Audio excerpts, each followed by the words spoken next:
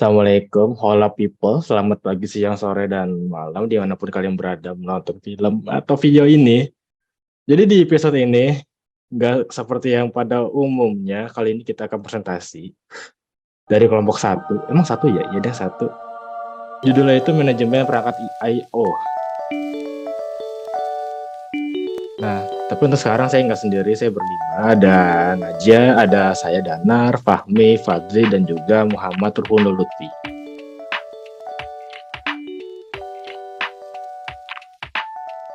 Dari konten presentasi kita itu ada 5. Yang pertama pengertian, 2 fungsi, 3 teknik, 4 komponen, dan juga 5 itu tujuan. Pengertian, lanjut Mak. Ya, di sini ada pengertian manajemen input output, sering disebut sebagai device manager atau penyedia device driver, sehingga operasi input output tetap berjalan. Manajemen input output merupakan ruang lingkup atau batasan dalam manajemen perangkat keras input output, yaitu bagaimana perangkat keras input output itu dikelola dan diprogram agar dapat berjalan dengan baik. Dalam sistem komputer, manajemen input output sangat diperlukan karena input output adalah sarana user untuk bisa berkomunikasi dengan komputer. Oleh karena itu, di dalam setiap sistem operasi selalu terdapat input output manager.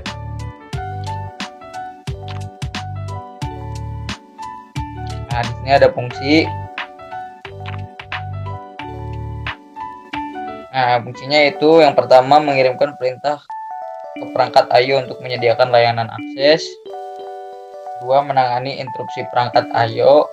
3. Menangani kesalahan pada perangkat I/O, menyediakan interface ke pemakai, menyediakan driver perangkat yang umum, menyediakan driver perangkat yang khusus, dan yang terakhir yaitu teknik manajemen input output.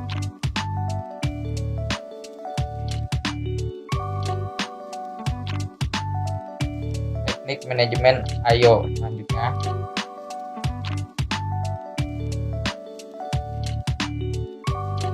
Yang pertama itu ada input output terprogram.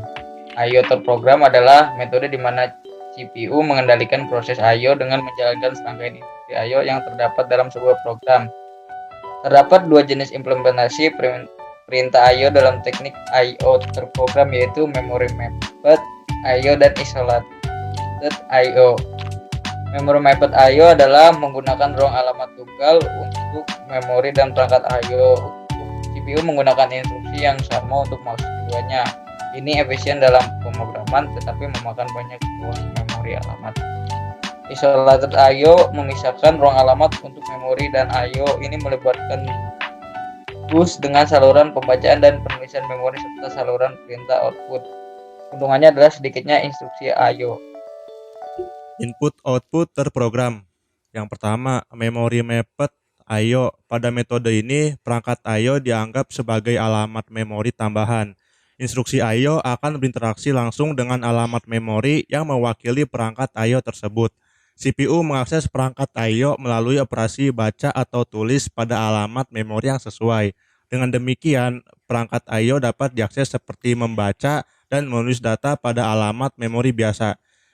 Yang kedua yaitu isolated I/O. Pada metode ini perangkat I/O memiliki ruang alamat yang terpisah dari memori utama. Instruksi I/O khusus digunakan untuk mengirimkan perintah dan data antara CPU dan perangkat I/O.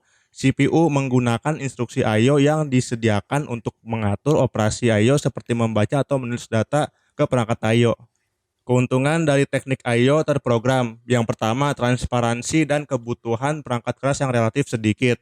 Kerugian dari teknik I/O terprogram, CPU harus menunggu sampai operasi I/O selesai dilakukan oleh modul I/O. Ini mengakibatkan pemborosan waktu karena CPU biasanya lebih cepat dalam menjalankan instruksinya. Yang ketiga, dalam teknik ini, modul I/O tidak dapat mengirimkan interupsi kepada CPU untuk memberikan informasi penting atau menangani operasi I/O tertentu. Tanggung jawab proses I/O sepenuhnya ada pada CPU hingga operasi I/O selesai dilaksanakan. Input-output interrupt memungkinkan proses tidak membuang-buang waktu dengan mengkoordinasi pengalihan I/O. CPU mengeluarkan perintah I/O pada modul I/O dan melanjutkan eksekusi perintah lainnya. Modul I/O akan melakukan interupsi pada CPU ketika selesai menjalankan instruksi. Dalam teknik ini CPU tetap mengendalikan pengambilan dan pelaksanaan perintah. Terdapat kemajuan dengan multitasking sehingga tidak ada waktu tunggu bagi CPU. Lalu ada tahapan dalam penanganan interupsi. Yang pertama, controller bisa mengirimkan sinyal interupsi melalui interrupt request line. Kedua, prosesor lalu mendeteksi sinyal dari interupsi. 3. Prosesor menyimpan informasi tentang keadaan atau state saat ini. Lalu selanjutnya prosesor mengidentifikasi penyebab interupsi dan mengakses tabel vektor interupsi untuk interrupt handler. Lalu kontrol dialihkan ke interrupt handler. Lalu terakhir setelah interupsi diatasi, prosesor kembali ke keadaan sebelumnya dan melanjutkan pekerjaan yang tertunda. Lalu buffer ialah menampung sementara data dari ke perangkat I/O. Lalu spooling itu melakukan penjadwalan pemakaian I/O sistem supaya lebih efisien.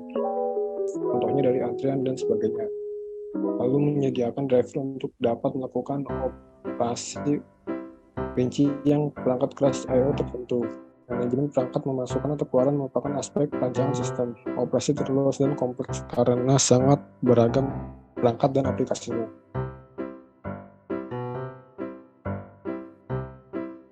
Lalu tujuan perangkat lunak I/O. Lalu pertama ada device independence. Dengan adanya lapisan bawah perangkat lunak I/O yaitu interrupt handler dan device driver, maka lapisan di atasnya tidak membutuhkan informasi tentang rincian operasi input-output yang sangat beragam. Selanjutnya ada uniform naming, penamaan yang seragam untuk berkas yang disimpan di berbagai jenis media penyimpanan yang berbeda. Jadi nama berkas yang digunakan tetap sama, tidak memandang apakah disimpan di floppy disk, hard disk, SD-ROM, DVD-ROM, ataupun di memori stick kamera.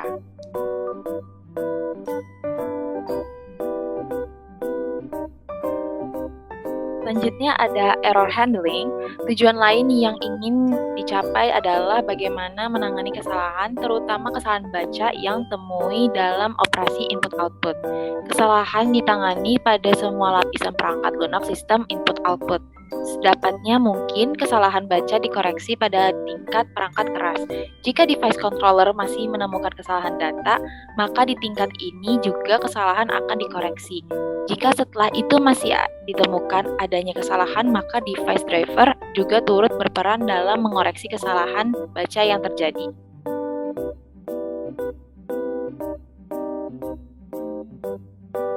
Selanjutnya ada transfer sinkron versus asinkron.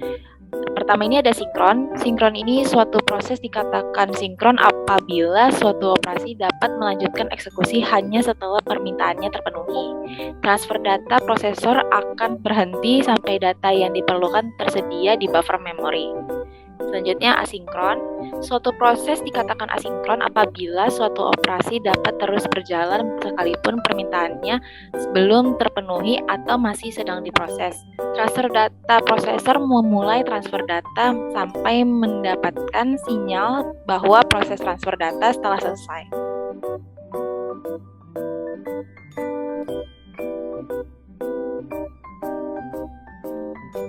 Sekarang ada shareable versus dedicated device. Suatu piranti input-output dikatakan shareable jika dapat digunakan oleh beberapa pengguna pada saat bersamaan. Contohnya itu ada pembacaan berkas-berkas yang terdapat pada suatu disk oleh sejumlah pengguna pada saat yang bersamaan. Sebaliknya, pada piranti I/O yang dedicated, hanya satu pengguna yang dapat menggunakan piranti input-output pada suatu waktu yang sampai tugasnya selesai. Contohnya adalah piranti printer. Sekalipun sejumlah proses memasukkan tugas pencetakan ke suatu printer secara bersamaan, tugas pencetakan tersebut akan tetap dilakukan satu persatu secara berurut. Sekian dari presentasi kami, kurang lebihnya mohon maaf. Terima kasih telah memperhatikan. Wassalamualaikum warahmatullahi wabarakatuh.